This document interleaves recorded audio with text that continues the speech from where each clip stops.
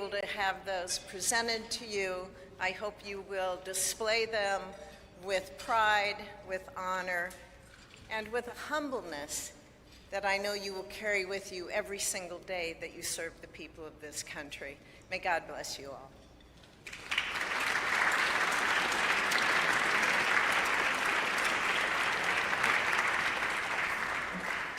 Thank you, Senator Fisher.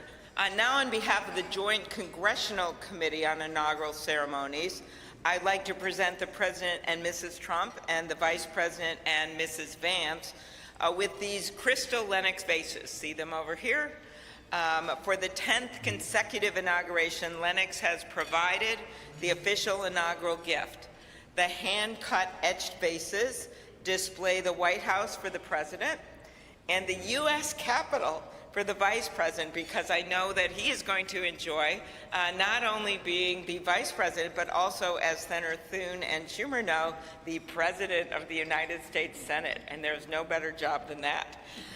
These gifts symbolize our equal branches of government as well as our enduring democracy. There they are.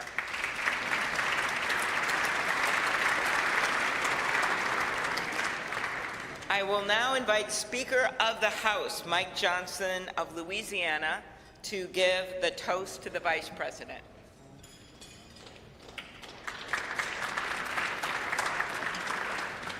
Thank you so much. It is my great honor to offer a toast to our new Vice President, Mr. J.D. Vance. J.D., you wrote something very poignant in your memoir, actually many things very poignant, but let me quote you here.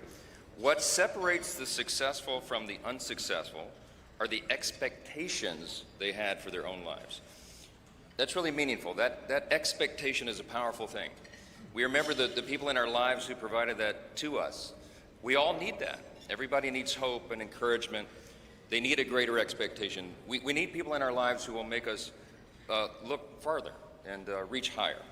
JD's written a lot about the people in his life that have done that. He's written about, we know the great story of your grandparents and what they did in your life. He's written about his professors and mentors that he met in law school. He writes a lot about, speaks a lot about his gracious, beautiful wife, our new second lady, Usha. Is a great inspiration as well. And JD, you yourself have been inspiring people. Your story really has. It's one of the reasons that I believe God has raised your platform as he has, because you've been so faithful to tell that story and to inspire so many others. And so our hope and our prayer is, as you continue to do this, that as you go to help us execute on the America First agenda, that you also do what you've been doing so well all along, and that is providing a model for what is possible in America. What a great story, what an inspiring story you've had, and it's just getting started. I pray specifically that you inspire a lot of the young men in America. Some of them feel hopeless and stagnant sometimes, and you're a great example to all of them and to all of us, that if you work hard and you play by the rules and you do the right thing, you can make a better life. You're now the Vice President of the United States, my friend. So everyone, will you please join me in raising a glass to our own mentors, the people who inspired all of us, to the possibilities of our own future, to these great new horizons, what a perfect choice this was for the painting, the artwork today, and to the great example of our new Vice President, Mr. J.D. Vance. You're here.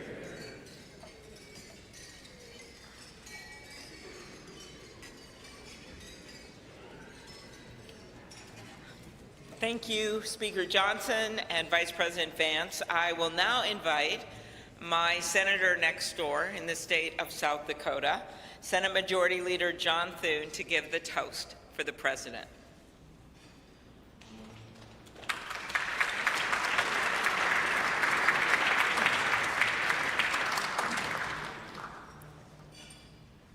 Well, Mr. President, Madam First Lady, congratulations. It is an honor for all of us to be able to be here today with you on this historic day as we celebrate your inauguration. Mr. President, one of the most important influences in my life when I was getting started in politics was Ronald Reagan. His philosophy of limited government, his belief in peace through strength, the strength of his convictions, were all things that appealed to me. But I was also drawn by his optimism and by his belief in America. And Mr. President, those are qualities that I see in you. one of the things that resonated throughout your campaign was the unshakable belief in our country and in her citizens. You remind us of everything that's possible in America. I'm looking forward to working with you over the next 4 years to build up our great country. It says in the scriptures that if you ask for wisdom, it will be given to you and given to you generously.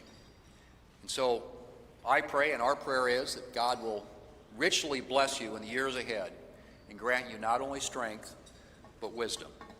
And ladies and gentlemen, I ask you to join me in raising a glass to the President of the United States, President Donald Trump. Hear, hear.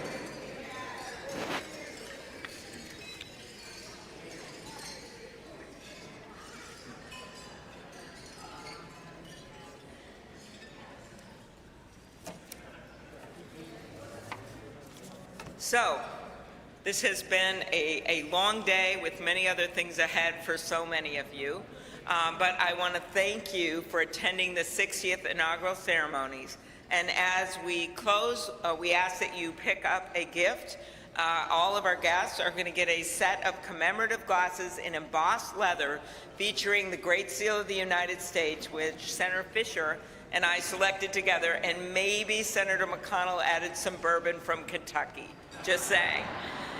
It is now my privilege to conclude this luncheon by asking Margaret Kibben, the chaplain for the House of Representatives, to deliver the benediction. Thank you.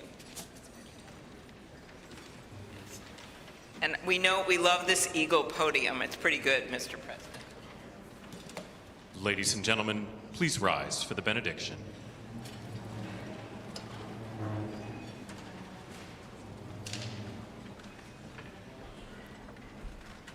Would you pray with me?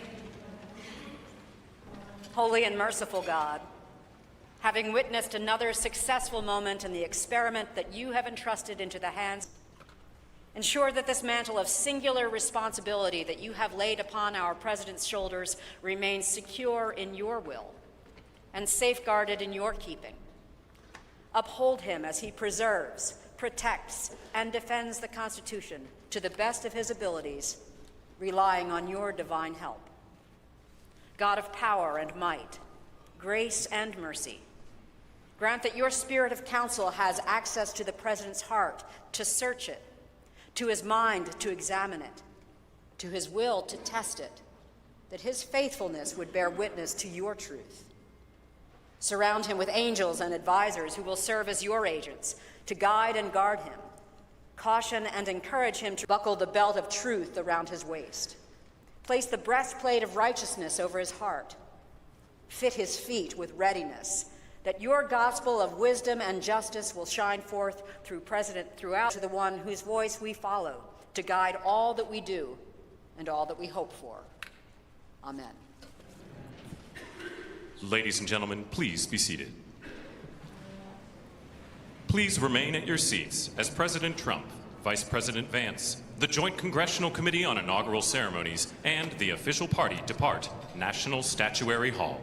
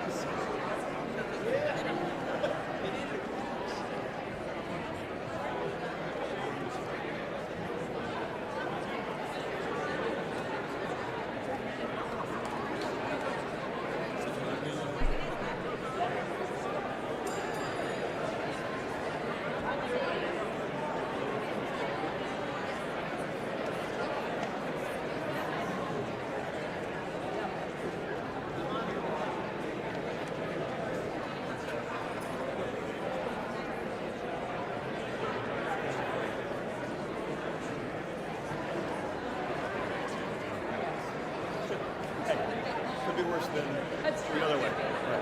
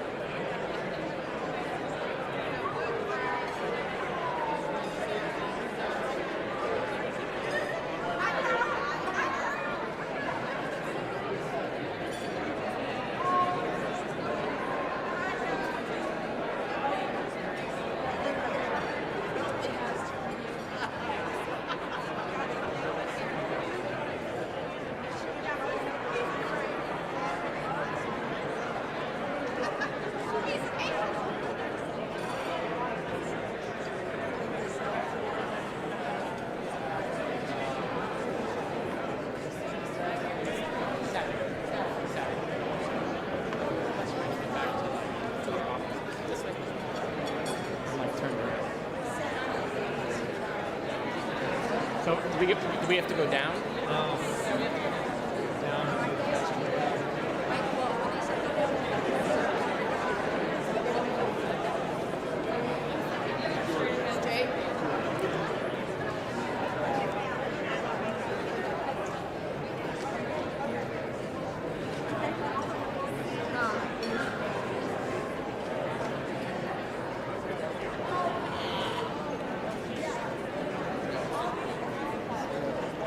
Just a little step to the governor's mansion, and then 1600 Pennsylvania.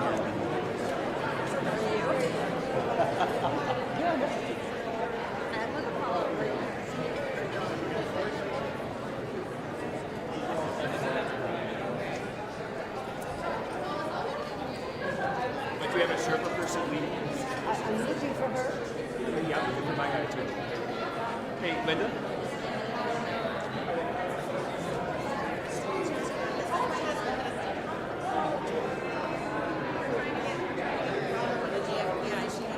Oh, you're kidding.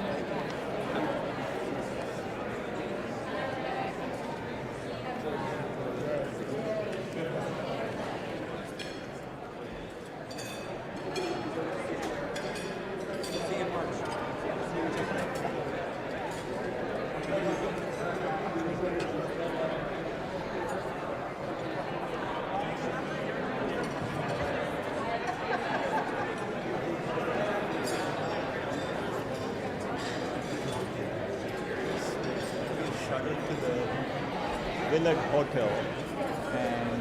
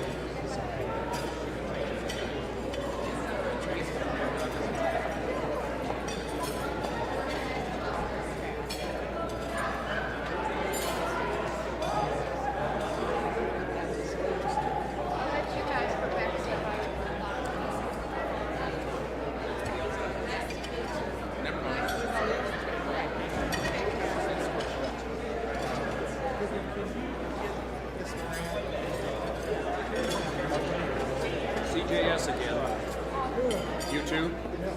I'm Jared Moran. Hello there. Hello, Cynthia.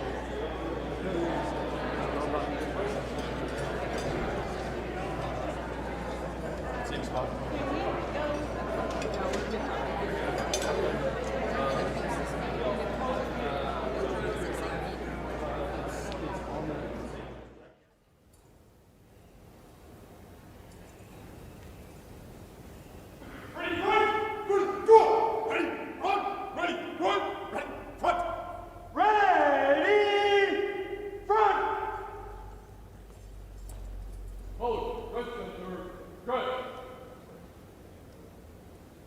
Officers, just center.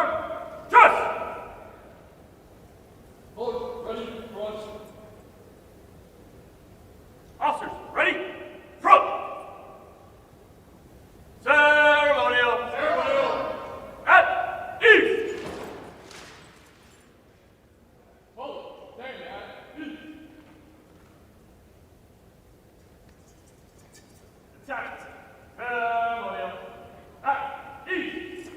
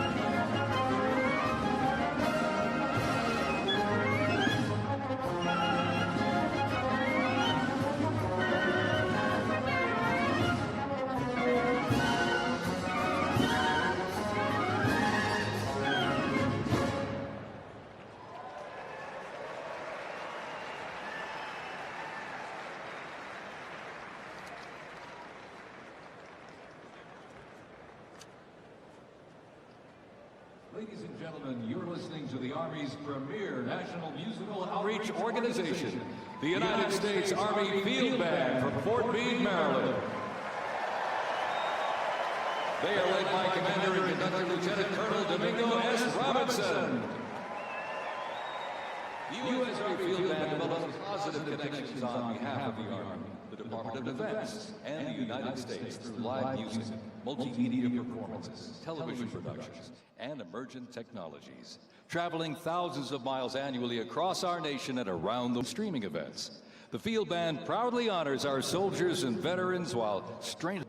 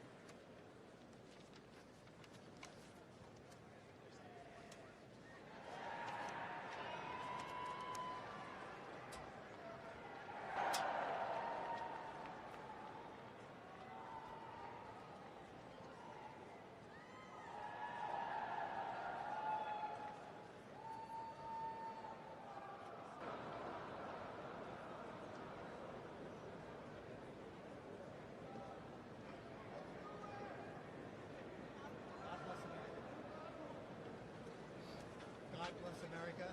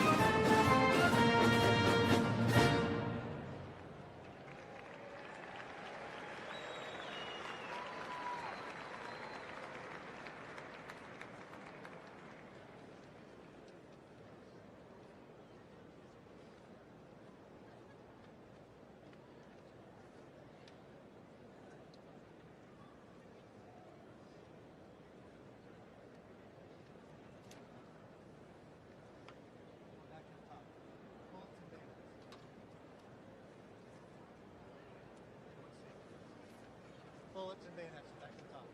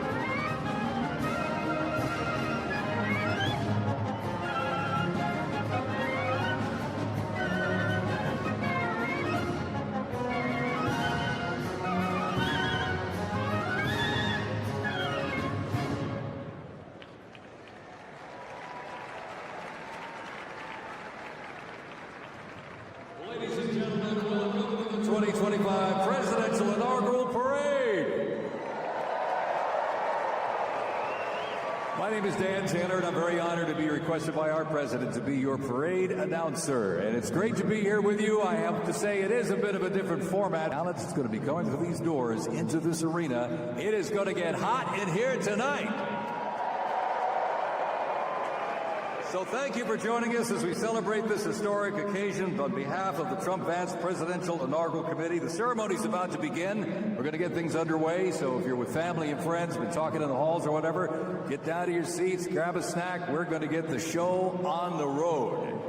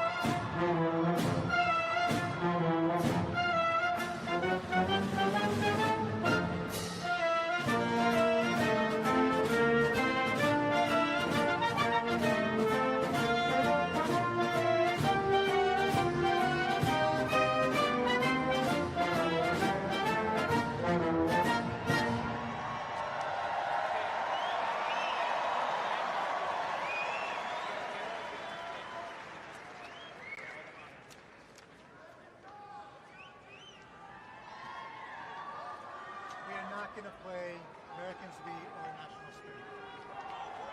No Americans be our national spirit. Next up is honors.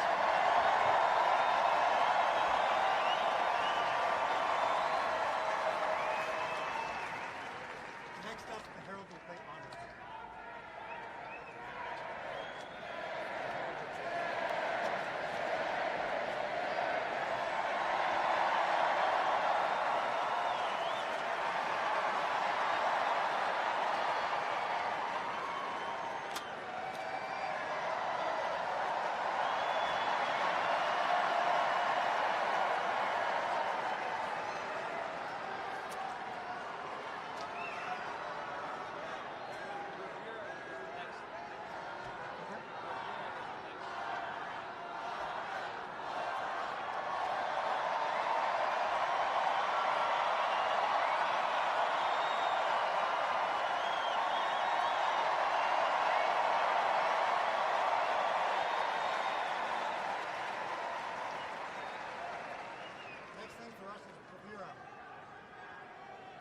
Next thing for us is bravura.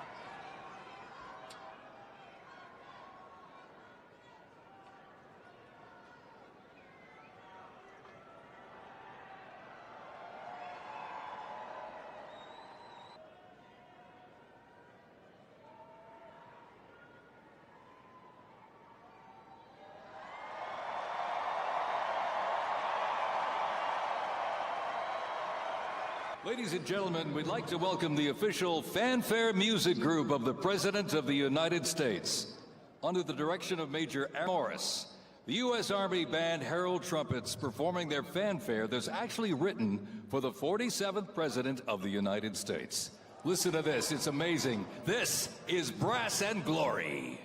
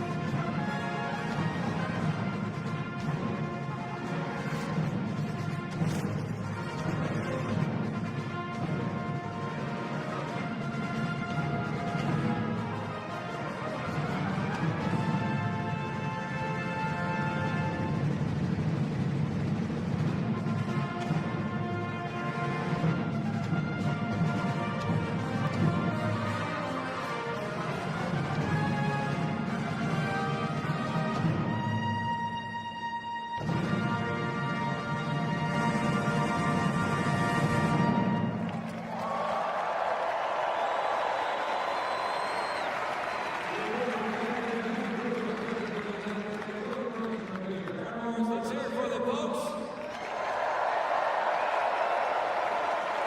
Brass and Glory.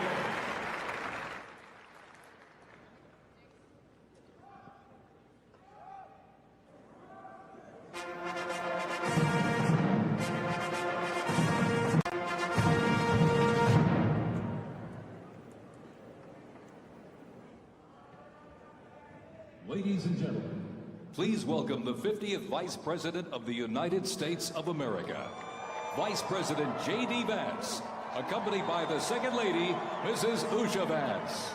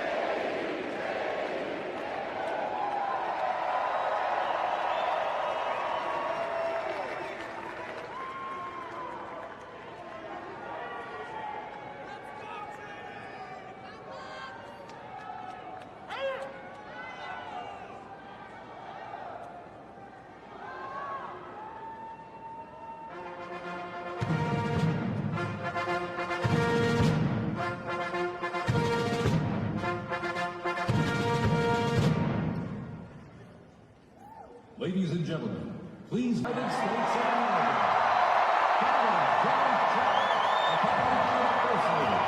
This is the Romeo time.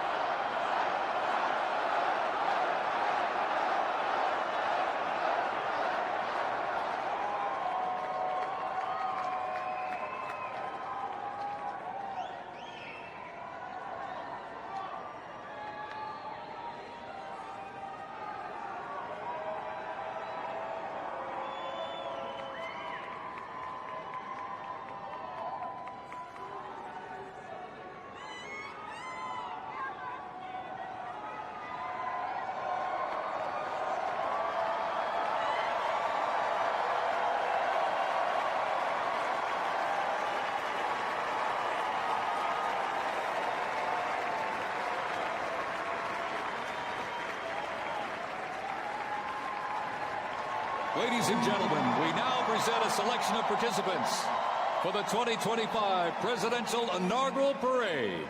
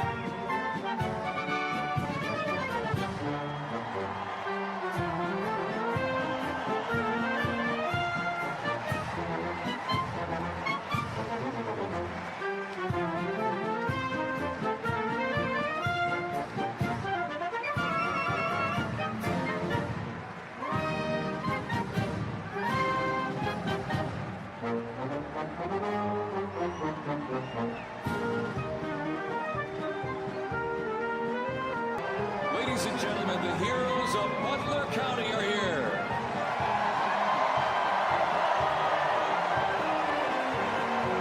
And they are here to pay homage to the life, selfless community service, and sacrifice of Corey Comparatori.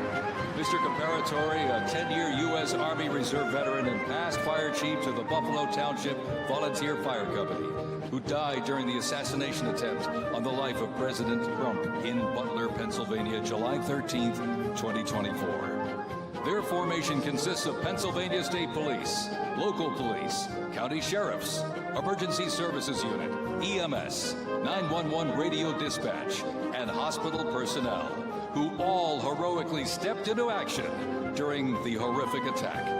They are also paying tribute to the courageous service of first responders nationwide.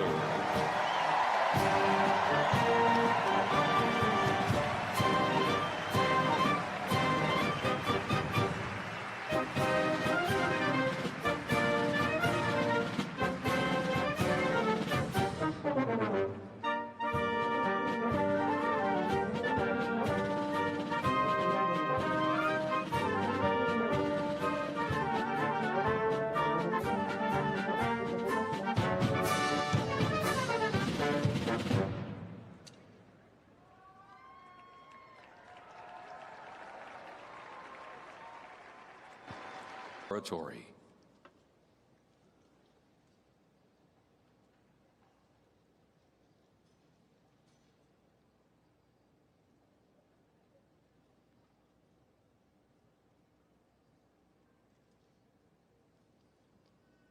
Thank you very much, ladies and gentlemen.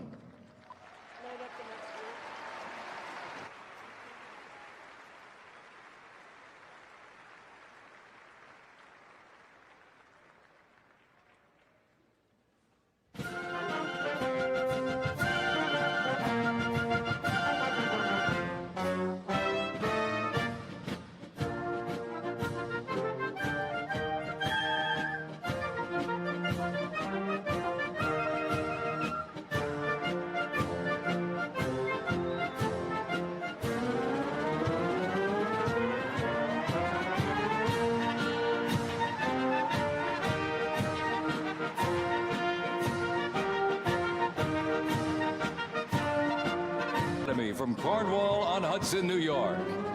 New York Military Academy stands out due to its unique connection to the president himself. President Trump is a 1964 graduate and has been enshrined as one of our alumni of distinction. This historic academy has been named a Junior Reserve Officer Training Corps, that's JROTC, and are marching with their cadet dress uniforms. Look at these, all modeled after post-World War I General Blackjack Pershing's gray uniform.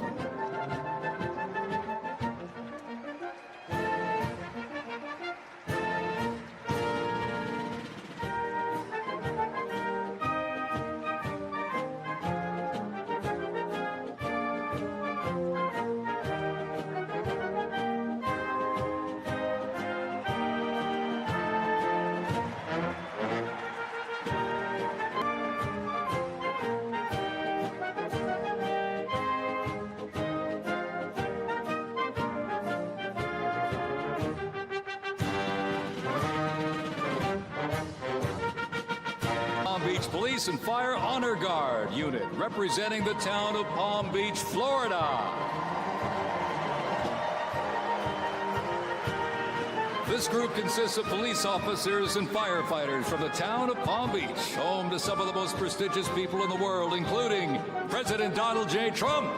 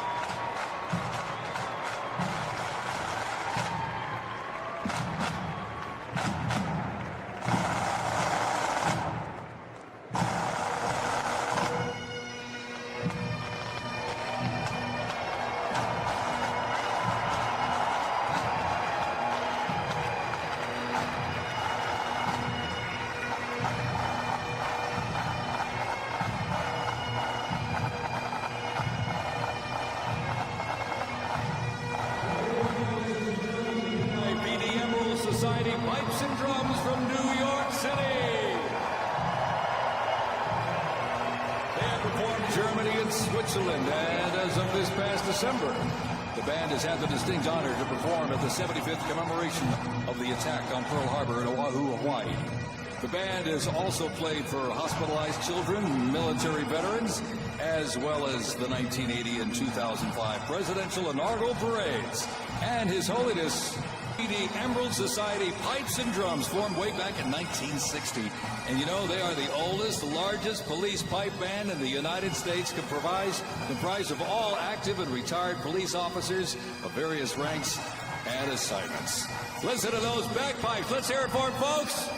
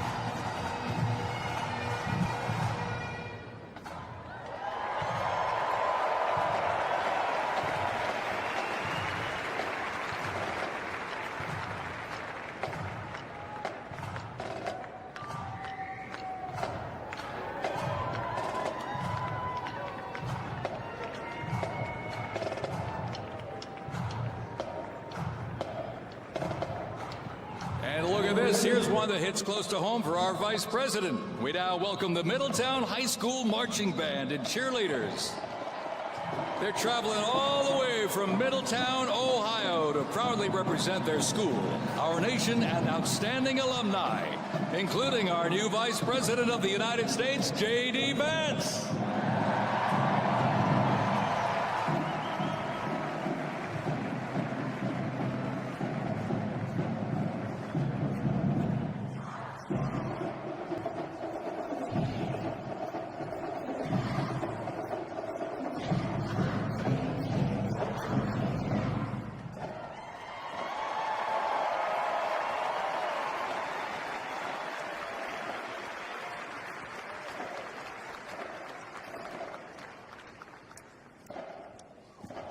The band has performed in countless parades, community and sporting events, as well as competitions. They have also always qualified for the Ohio for 23 years straight. How about that?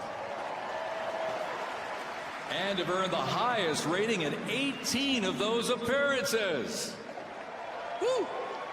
And today they performed America's Sweet Land of Liberty.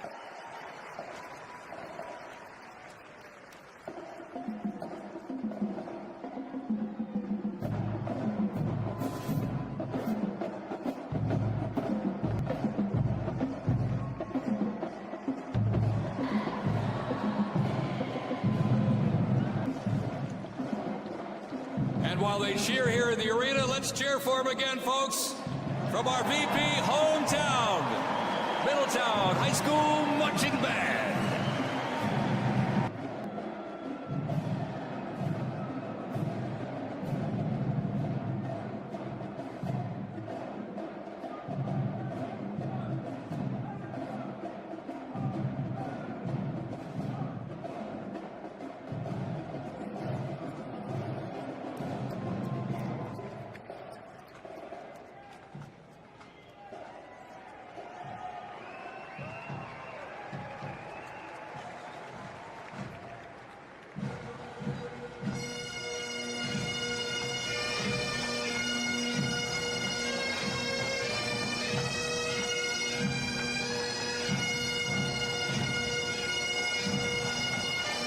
Ladies and gentlemen, entering the arena right now, traveling from Boca Raton, Florida, the Florida Firefighters Pipes and Drums. And they are well seasoned when it comes to civic events. They've played and participated in parades, memorials, and other ceremonial events across both the United States and Europe. Today, they are wearing their most notable uniforms. What a great photo opportunity. Consisting of the Glengarry headgear and kilts. And they are proud to honor their fallen brothers and sisters each and every day.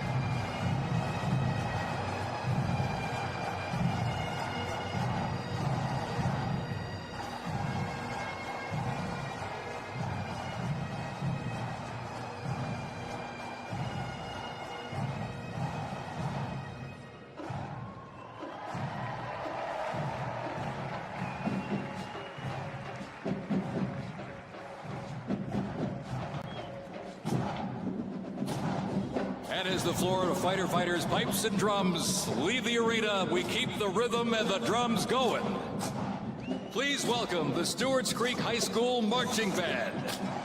Traveling all the way from Smyrna, Tennessee, they are proud to represent the Volunteer State in the 2025 Presidential Inaugural Parade.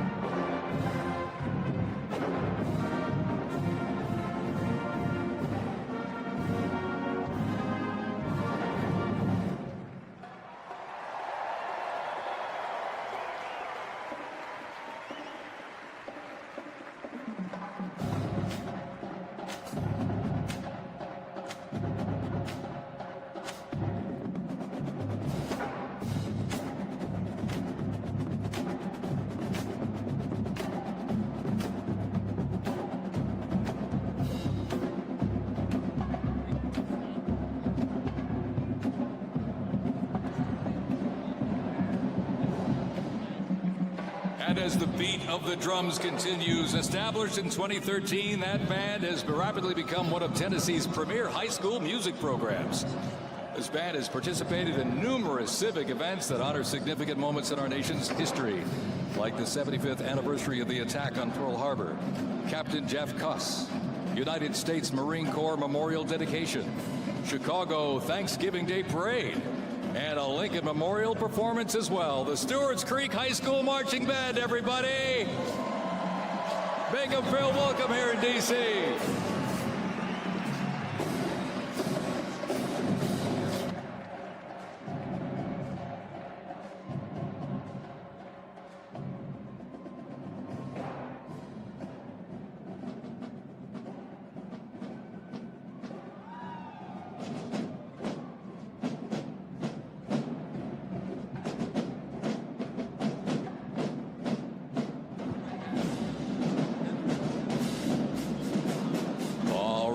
Ladies and gentlemen, now welcoming the Mississippi Valley State University Band.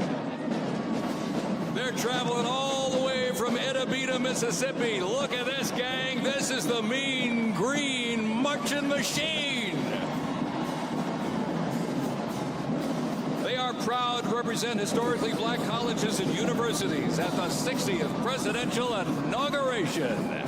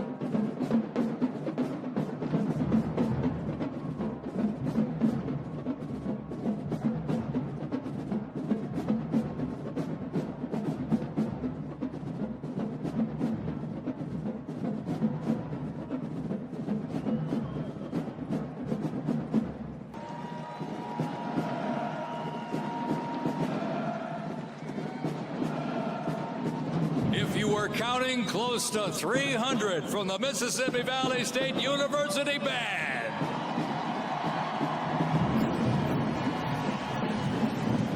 You know, since its founding, the band has consistently played a significant role at their university and across the United States. They have performed for athletic events, Mardi Gras parades, Rose Bowl parades, and many, many more.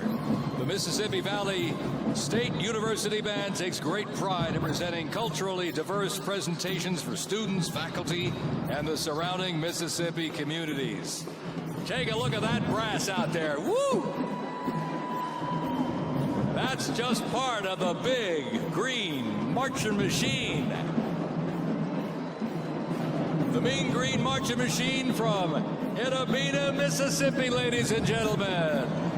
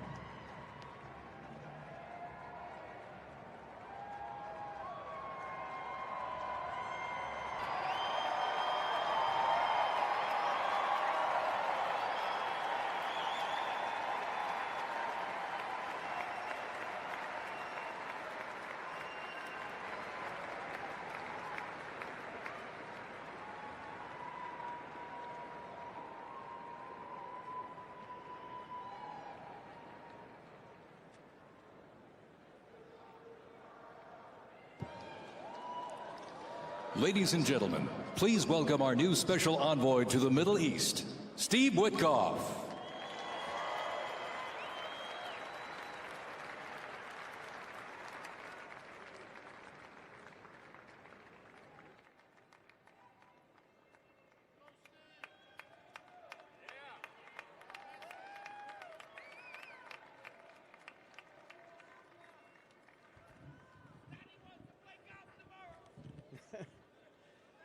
Good evening, everybody.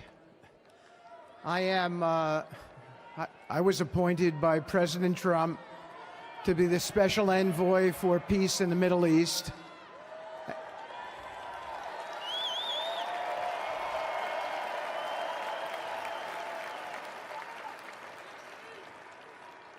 And I'd like to describe to you some of the things we're doing and how it informs on President Trump's policies.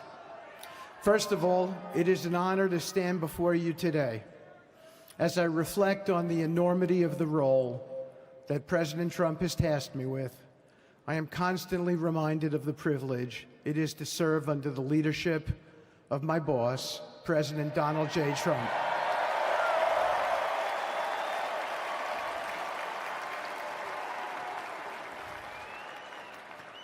His presidency has provided a clear, bold vision for the Middle East and it is this vision that guides every step I take in the mission. Possible in the pursuit of progress and stability in the Middle East. His decisive, pragmatic approach ensures that even the most entrenched conflicts are met with fresh perspectives and innovative strategies. His policies have already delivered remarkable successes, such as yesterday's release of hostages in Gaza.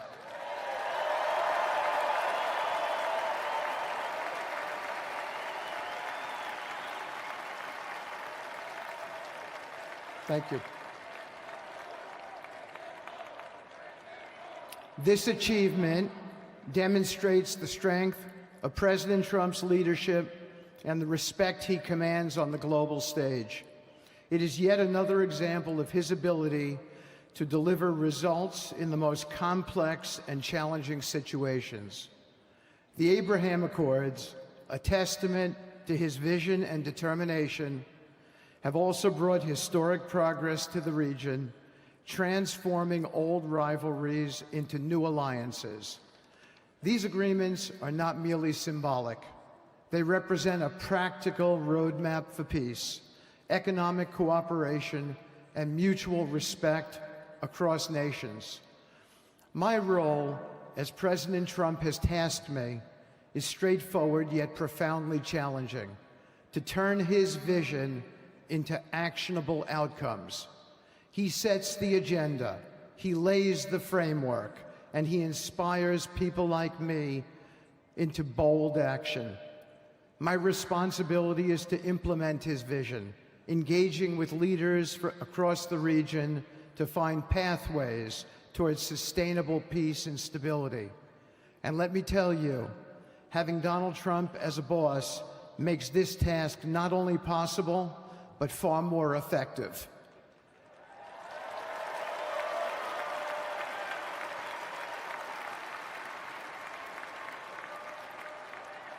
President Trump's reputation as a leader who delivers results resonates far beyond Washington. Leaders in the Middle East know he means what he says. His ability to cut through bureaucratic gridlock and focus on tangible results is the game changer. It allows me to approach delicate negotiations with the confidence that the full weight of the United States out for our approach to the Middle East and foreign policy in general are fourfold, and they are clear. 1, respect for sovereignty. Every nation deserves the right to determine its own destiny, free from the interference of external powers. 2, economic prosperity as a bridge to stability. Through economic partnerships and investment, we can build a foundation for cooperation that transcends historical grievances. 3, courageous diplomacy.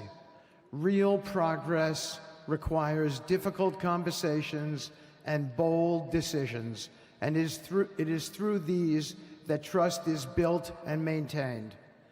And finally, 4, reciprocity and accountability. The United States requires reciprocal actions from our partners. We are done carrying the financial burden for nations that are unwilling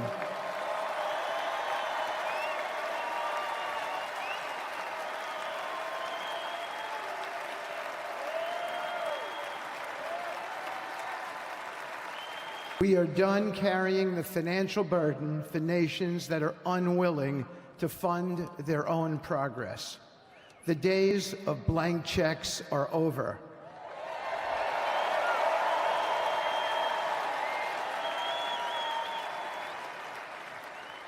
Partnerships under President Trump's leadership must be equitable, and contributions must reflect shared commitments to our goals.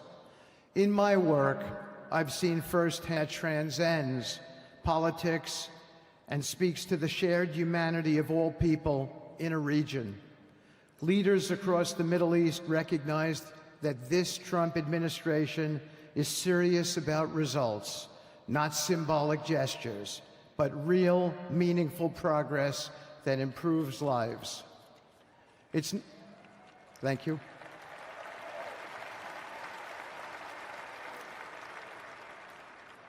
It's not always easy. There are moments of deep challenge and frustration. Decades of mistrust cannot be undone overnight. Yet I take comfort in knowing that I am not in this alone. President Trump's clarity of vision ensures that I never have to question what success looks like. His leadership provides the confidence and direction necessary to navigate these complexities. As we move forward, my commitment is to continue the work of advancing President Trump's vision for the Middle East. Whether through expanding the Abraham Peace Accords, fostering economic development, or facilitating dialogue between long-standing adversaries, my focus remains on actionable results. Let me close by saying this: a stable and prosperous Middle East is not an unattainable dream. It is a goal within our reach, made possible by strong leadership and unwavering commitment. Under President Trump's guidance, we are proving that the impossible can become reality.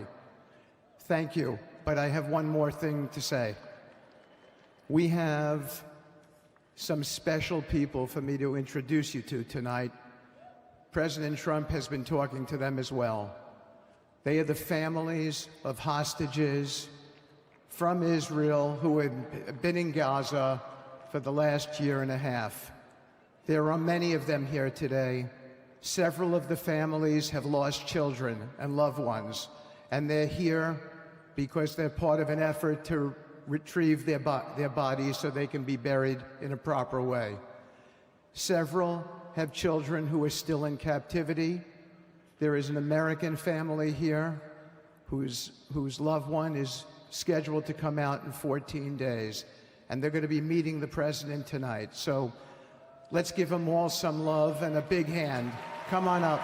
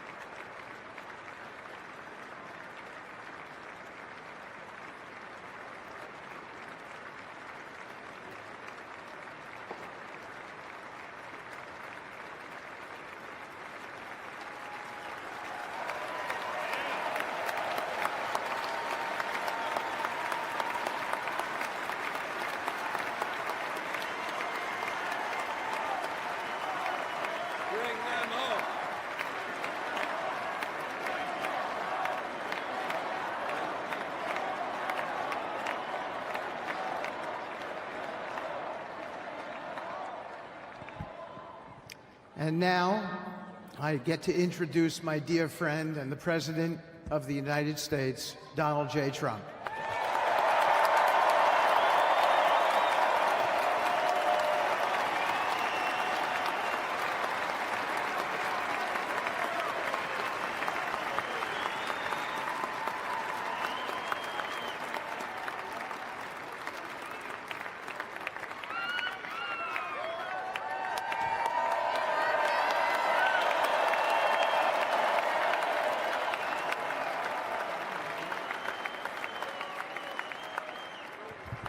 Thank you very much, everybody. Appreciate it. Thank you.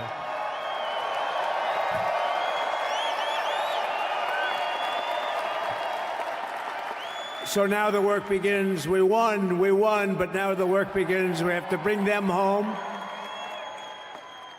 And, you know, tonight I'm going to be signing on the J6 hostages, pardons, to get them out. And as soon as I leave, I'm going to the Oval Office and we'll be signing pardons for a lot of people, a lot of people. A great guy, he's a friend of mine. He's been a very successful man. He's a great negotiator. He's a wonderful guy. People love him, and he's got a tremendous power of persuasion. And that's what we need. We don't need stiffs. We don't need stiffs. We got a lot of stiffs. You just had a whole load of them. And to the former hostages with us today, welcome. And welcome home. Some of the folks are former hostages. Not a good situation. The three young ladies that came home yesterday, you saw that. They're more coming home every day now. They're coming home. But they were hurt. They were hurt. They were hurt.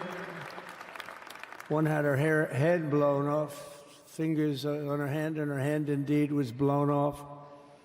She was trying to defend herself from a bullet being fired. You believe this? A bullet knocked off her hand. I don't know. You look at it, it's a disgrace. We never stopped praying for you, and we're so glad that you're reunited with your friends and families, and God bless you all. And some of them are just saying, no, my son is gone, but please just bring home his body. Right, Steve? Many of you have told me that your son is gone, but bring home his body.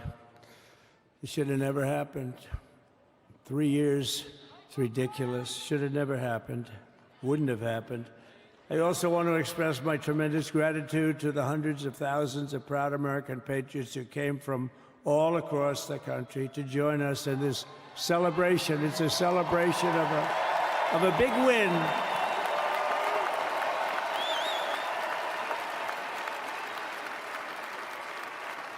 And you're witnessing the dawn of the golden age of America. That's what it's going to be. We're bringing it back. We're going to bring it back fast. We're going to bring it back fast. Let us also thank the incredible service members, National Guardsmen, Police, Secret Service, and law enforcement personnel who are keeping us all safe, even though they are great people. New York's finest. I grew up with New York's finest, and we got to give them their authority back. You won't have any crime. There'll be no crime. You give them little authority back. The whole way they run things in this country now, it's disgraceful. But it's going to change rapidly. We're going to make our cities safe again, too. Even though we're indoors, we've had a magnificent inaugural parade. And let's give a big round of applause. They were great. To all of the incredible performers and hardworking men and women who made it possible. Those people, really talented, amazing people. I also want to thank my wonderful family for being here, especially my beautiful wife, our First Lady, Melania.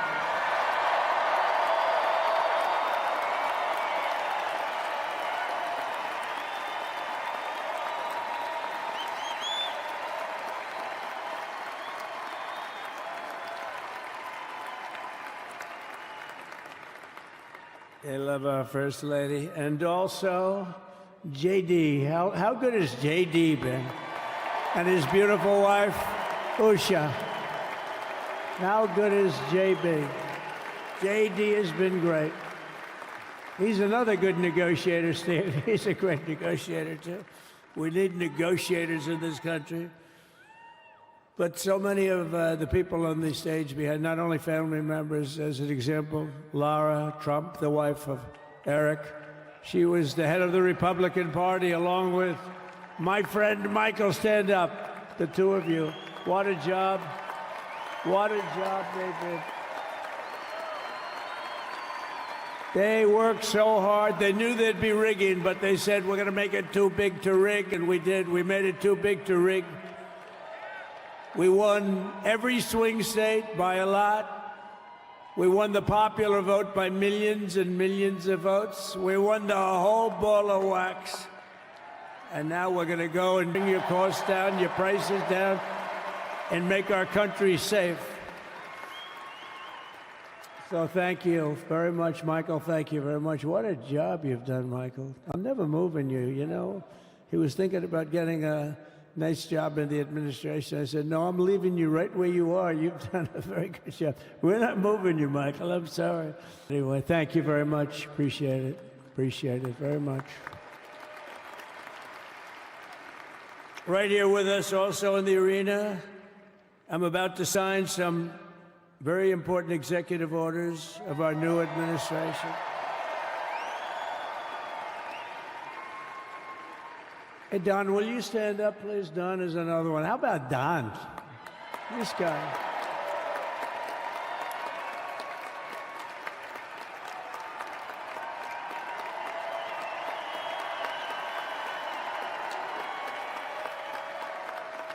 He's a popular one. He goes out and speaks. He gets a big crowd. He's a little on the rough side sometimes, but that's what you want. He's done a fantastic job, and he loves our country. Thanks, Don. Great job. You've done a great job. And Ivanka.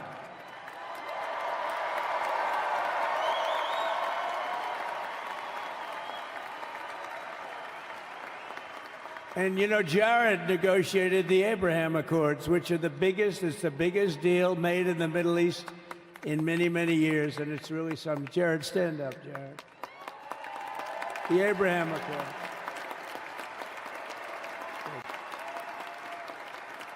And Tiffany's going to have a little baby. And Michael. A very tall son named Barron. Has anyone ever heard of him?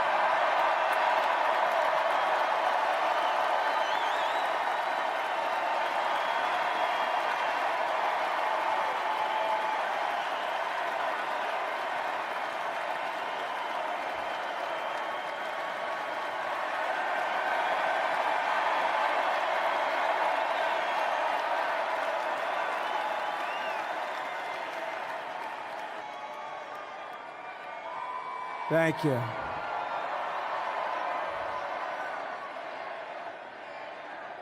He knew the youth vote. You know, we won the youth vote by 36 points. And he was saying, Dad, you got to go out and do this one and that one. And we did a lot of them. And he respects them all. He understood them very well. And he said, Dad, you got to go out, do Joe Rogan, do all the great, right? Aaron, they were all good. He understood the market. Another famous one, how about Kai? Stand up, Kai.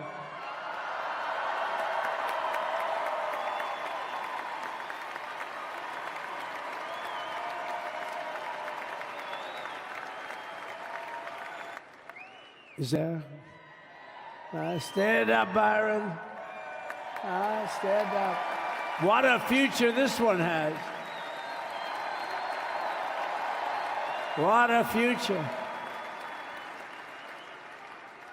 That's great, Byron. Thank you very much. And how about Lutnick, Secretary of Commerce? He's going to take in more money than any country has ever even thought about. He's going to take in some money. And we have many others. Look, I'm not going to go through it, but we're going to sign some orders right now, and that's really what I want to do. So we're going to sign executive orders. First, I'll revoke nearly 80 destructive and radical executive actions of the previous administration, one of the worst administrations in history. Maybe not one of them.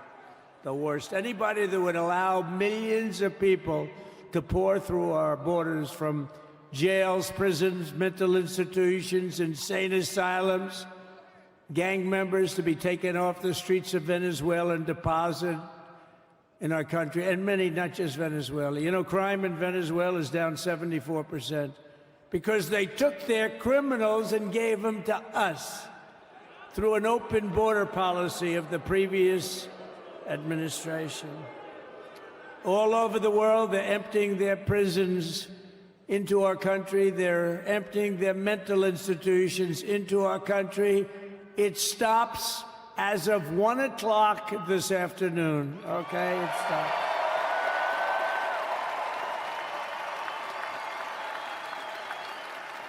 So revoke of radical executive actions of the previous administration. They'll all be null and void within about, what, 5 minutes? Is that them over there? 5 minutes? And next, to gain immediate control of the vast federal, out-of-control bureaucracy, I will implement an immediate regulation freeze, which will stop Biden bureaucrats from continuing to regulate. Most of those bureaucrats are being fired. They're gone.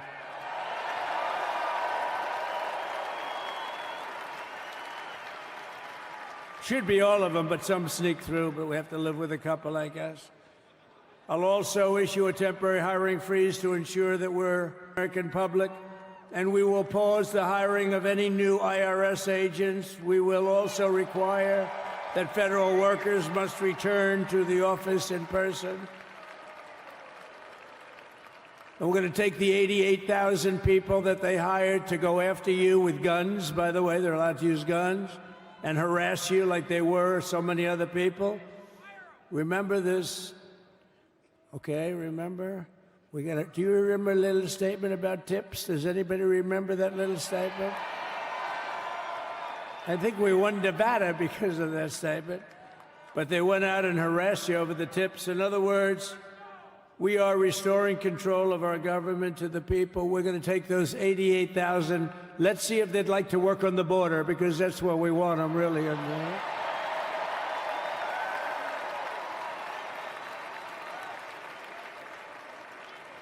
So we're going to have no tax on tips, right? No tax on tips. And we may have, like the Speaker of the House, is he here? He's done such a good job.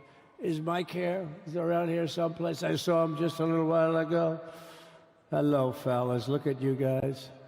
Yeah, I know it. He's great. He's doing great. They're all doing good. The Republican Party has never been unified like it is right now. They want to save our country. And we're going to more than save it. We're going to make it greater than it's ever been before by a lot. Next, I'm going to sign a presidential memorandum directing every member of my cabinet to marshal every power at their disposal to defeat inflation and rapidly bring down the cost of daily life, because your costs have gone through the roof in the last 4 years. Perhaps you didn't notice. Does anyone notice their costs are like double, triple, quadruple? You can't buy bacon. Apples have doubled in price. You want an apple, anybody? Pay twice what you did 2 years ago. We'll put more money in your pocket, and we'll bring back the American dream and to reduce energy costs and liberate our economy. So we have more oil and gas than any country in the world, and we're going to use it. We're not going to do the wind thing. Wind. Big, ugly windmills, they ruin your neighborhood. They ruin you. If you have a house that's near a windmill, guess what? Your house is worth less than half. And did you see up in New England with the whales? You see what's happening? So they had 2 whales killed in about 14 years. Last year and the year before, total, they had 28. So if you're into whales, you don't want windmills either. And they're the most expensive form of energy that you can have by far. And they're all made in China, by the way, practically all of them. And they kill your birds and they ruin your beautiful landscapes. But other than that, I think they're quite good, right? Now, remember when we used to joke and kid when we were kidding, but we don't kid anymore? They want to watch the debates on television. They want to watch your favorite president on television. But the wind isn't blowing, so we can't watch television that night, Gladys. Remember? Gladys, I'm sorry, the wind is just not blowing. We're not watching Trump tonight. But I'm immediately withdrawing from the unfair, one-sided Paris Climate Accord ripoff. The United States will not sabotage our own industries while China pollutes with impunity. You know, China, I mean, look, they use a lot of dirty energy, but they produce a lot of energy. And when that stuff goes up in the air, you know, it doesn't stay there. It's not like you got a wall. We love walls, don't we? Not like you have a wall around and it doesn't. It floats into the United States of America after 3.5 to 5.5 days. It floats across the oceans and it comes right over your neighborhood and it falls into your neighborhood. So they all say, we have to fight for cleaner air, but the other dirty air is dropping all over us. So what the hell are they talking about? Unless everybody does it, it just doesn't work. You know, we had the cleanest air and the cleanest water that this country's ever had under the Trump administration, and we didn't do anything to stop jobs and stop production. Believe me, you're going to see a lot of companies come word to me in the dictionary. Then I was reprimanded by the fake news. They said, what about love, religion, and God? I said, I agree. God, number one. Let's put religion, number two. I guess, right? And then it's tariff. Because tariffs are going to make us rich as hell. It's going to bring our country's businesses back that left us. And I'll also sign an executive order to immediately end federal government censorship of the American people. In America, we believe in free speech, and we're bringing it back starting today to stop the weaponization. Oh, do I know about that? These creeps. Deranged Jack Smith. You ever hear of him? Deranged. He's a deranged prosecutor. He's sick. They suck him on me. He's now been reduced to getting on an airplane, going back to The Hague or wherever the hell he came from. We got to get rid of that guy. Him, Jack Smith. You know, did you know that Biden, while I was making my speech, pardoned his whole family?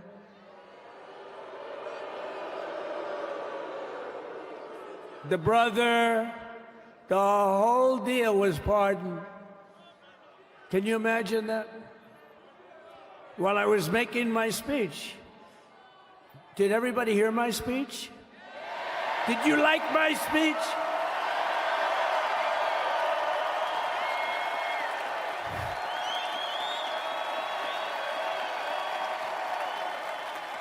Thank you.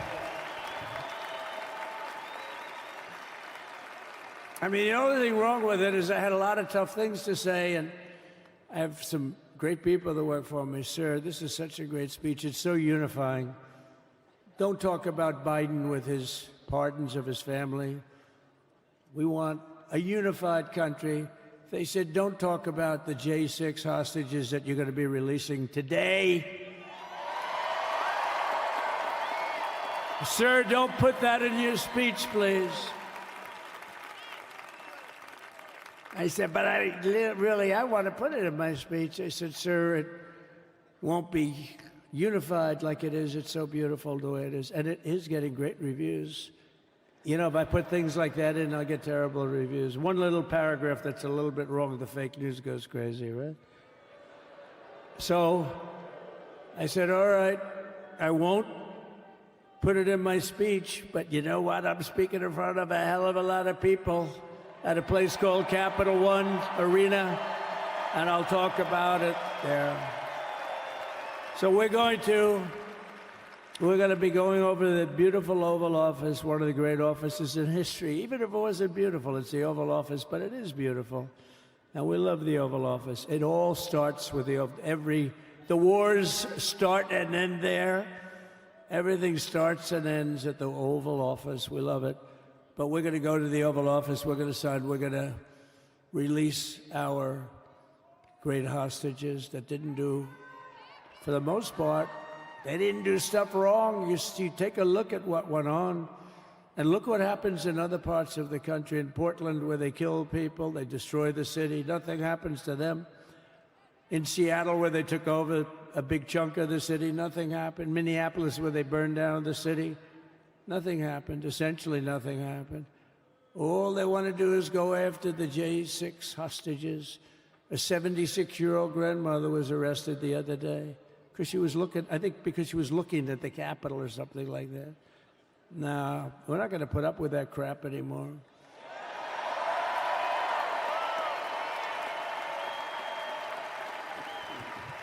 And to stop the weaponization of law enforcement, I've been investigated more than any human being in the world.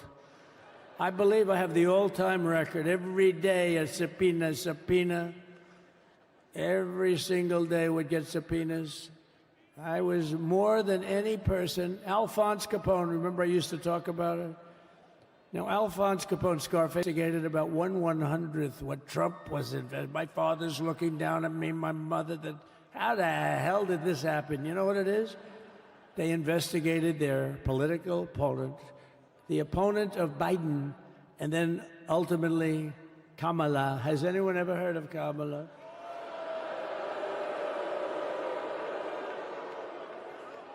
We had to beat two opponents, you know? We had to beat Biden, then we beat him. Now he goes on top. The guy was like 39 points down. I think I could have beaten Trump. They should have left me in. I would have beaten. No, his debate performance wasn't the best, right? That's what killed him. And then they had to change, and that's like you get into a fight. The great Dana White spoke last night. We love Dana White, right? UFC. That's like he puts in two fighters. One of them's getting creamed, getting really beaten, and they say, all right, take him out. Let's put somebody else in to finish up the fight. That's what they did to us. They gave us somebody new, but we took care of both of them.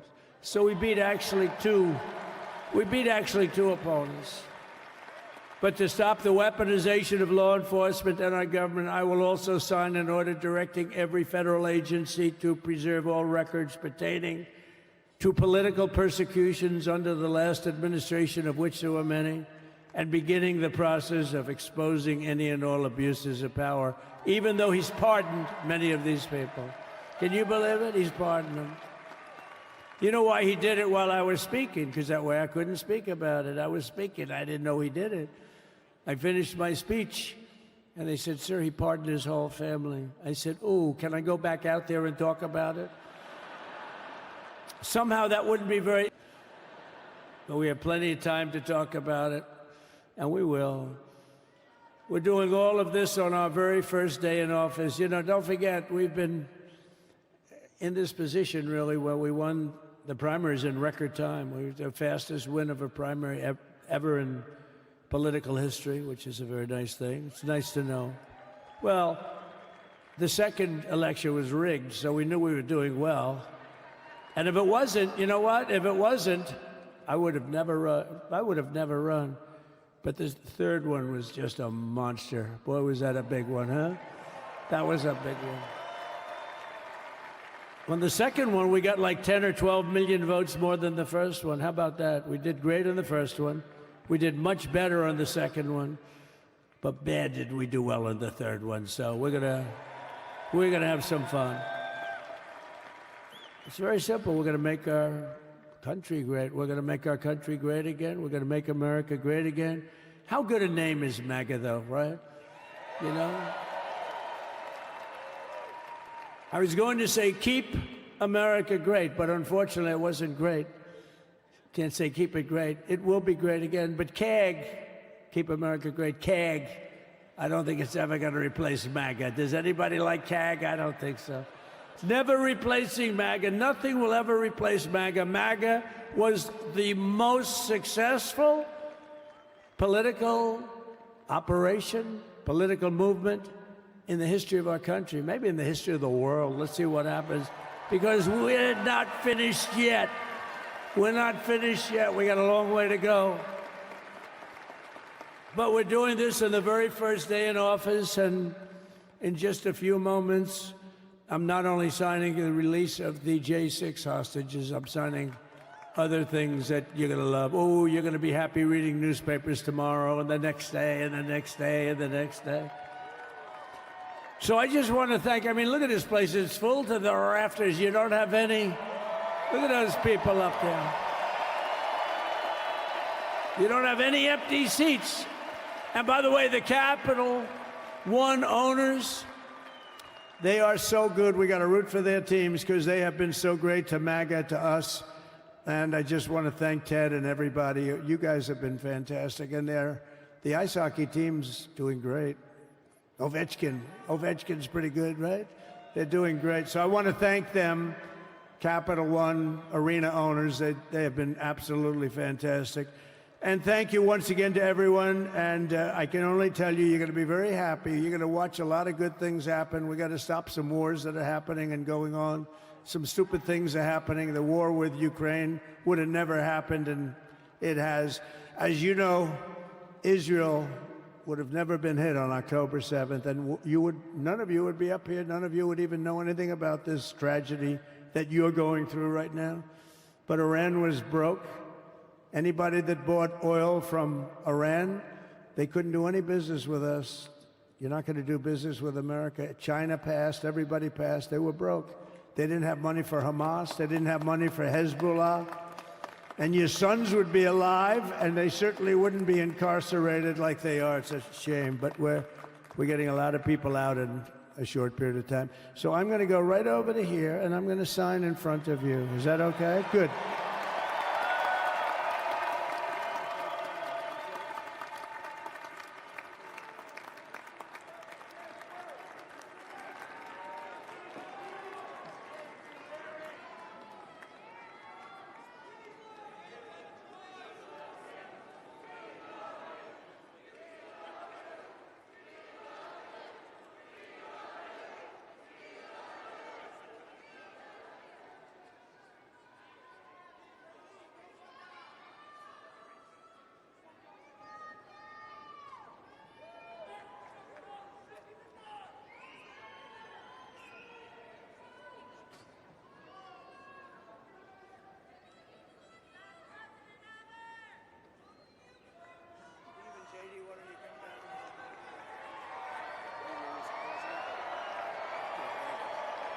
You have that other one to sign? Sorry, what's it? You have the other one to sign?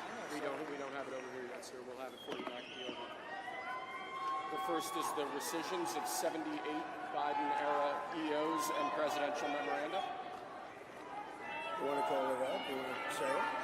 You want to say it? Oh, if you want me to, sir. Why don't you say what I'm signing? Sure. The first item that President Trump is signing is the rescission of 78 Biden-era executive actions.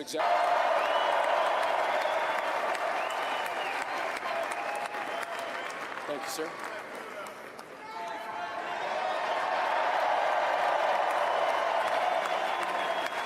Thank you.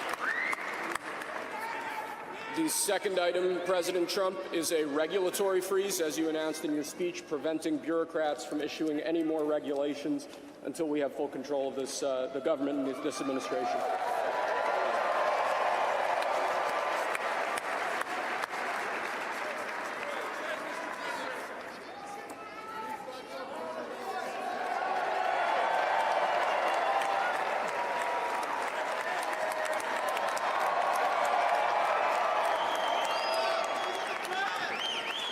Thank you, sir.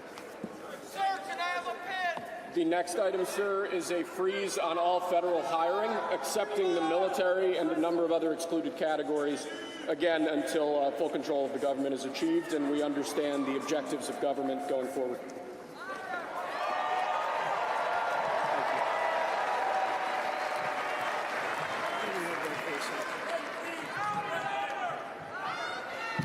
Could you imagine Biden doing this? I don't think so. I don't think so.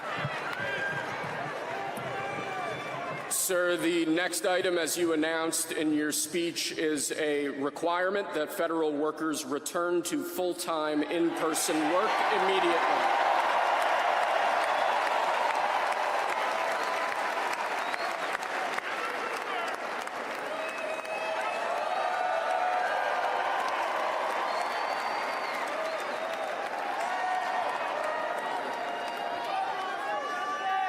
Thank you, sir.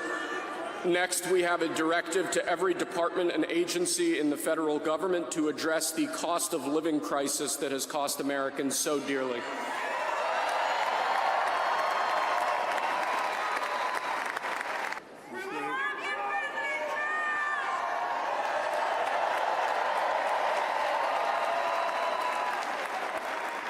Thank you, sir. The next item here is the withdrawal from the Paris Climate Treaty.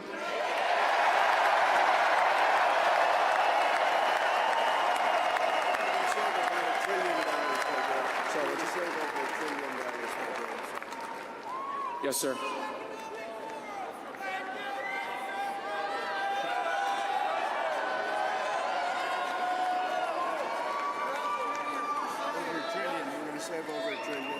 We're going to save over $1 trillion by withdrawing from that treaty.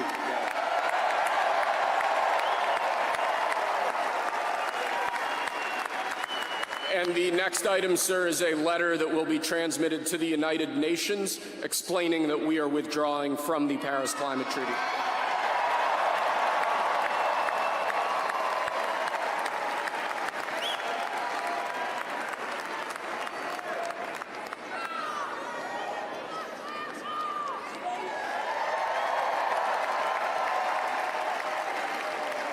Thank you, sir. This next item is a directive to the federal government ordering the restoration of freedom of speech and preventing government censorship of free speech going forward.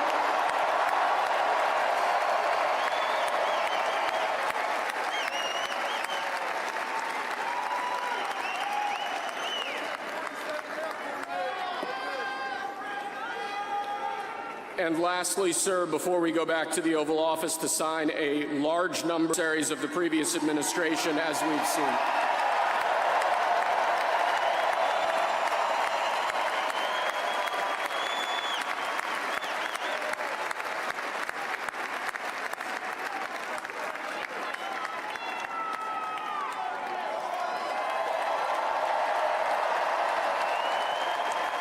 Thank you very much, sir.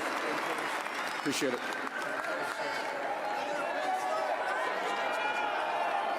Pretty fun job.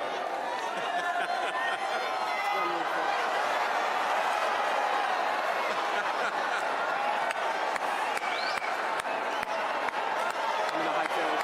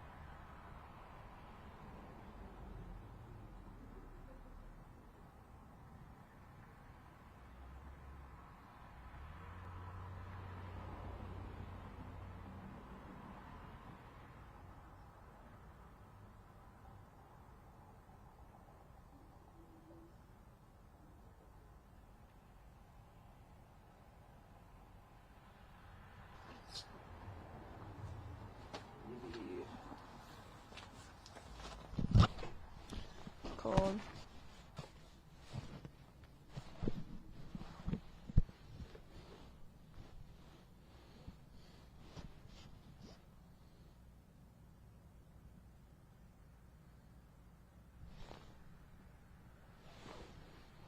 Take a few sips.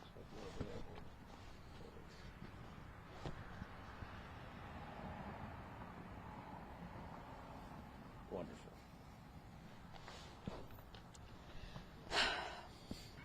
We're just steps outside the front door of the station here in Springfield, and we'll be going right back inside once this story's over. Firefighters, however, don't have that option.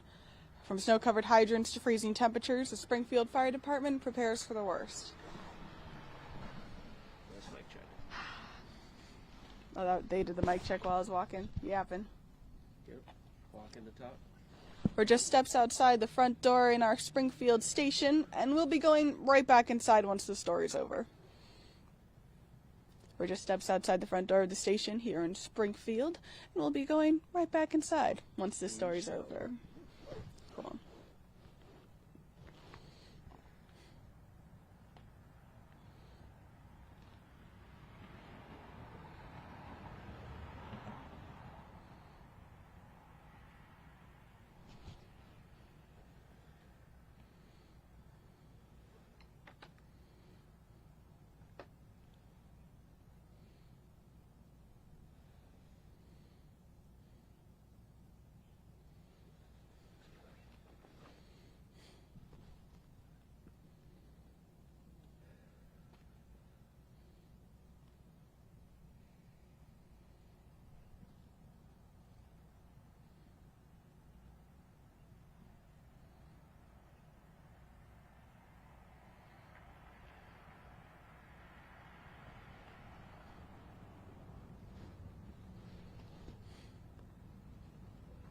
In the shower right now.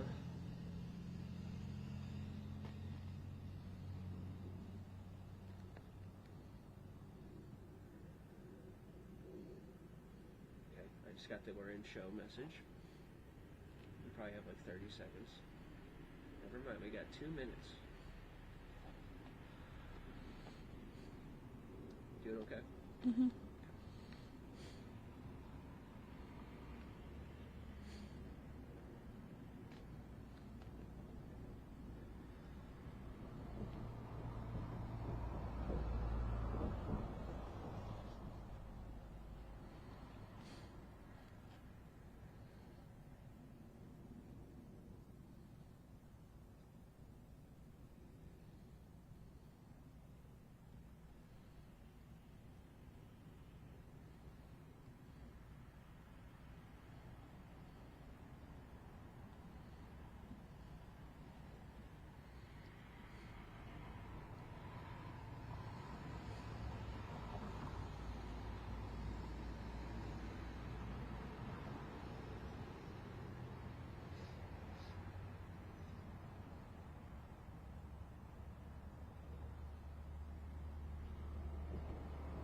One minute.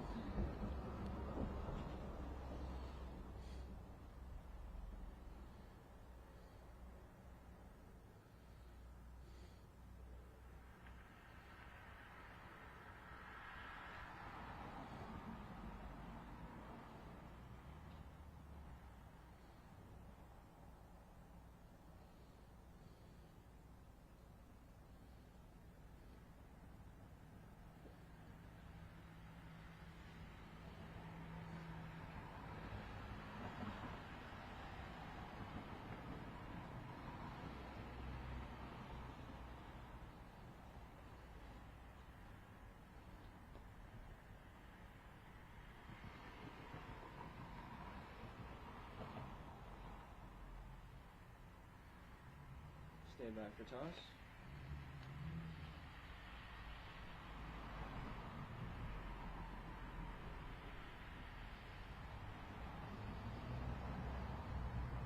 And toss.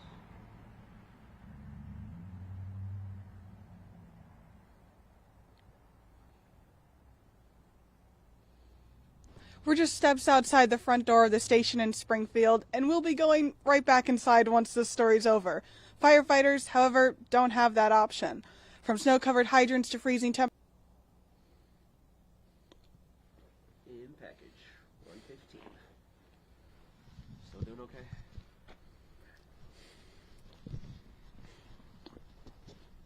One minute left.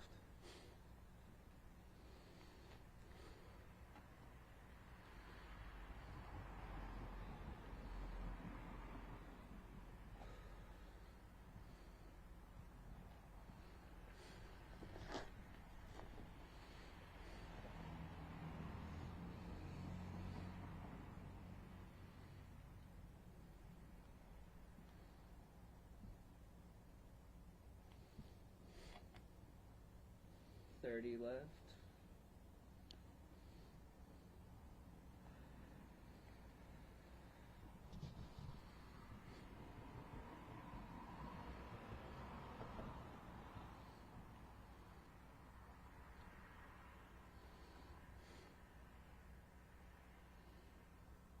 Stand by.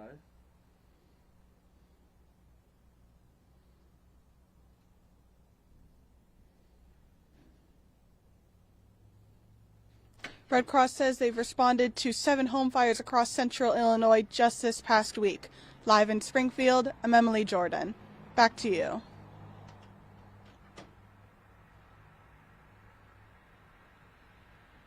you're clear. Look lives. I don't know if we're locked out now. Yeah, did he?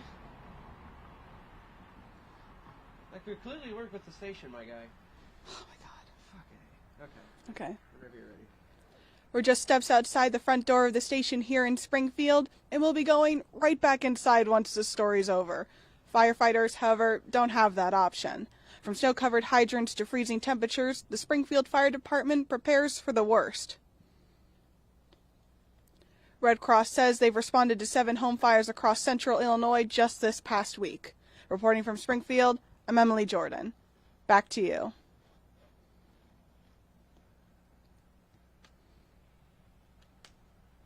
I think we're probably good. I will be the one to check if we just got locked out. Oh, dude, like, what?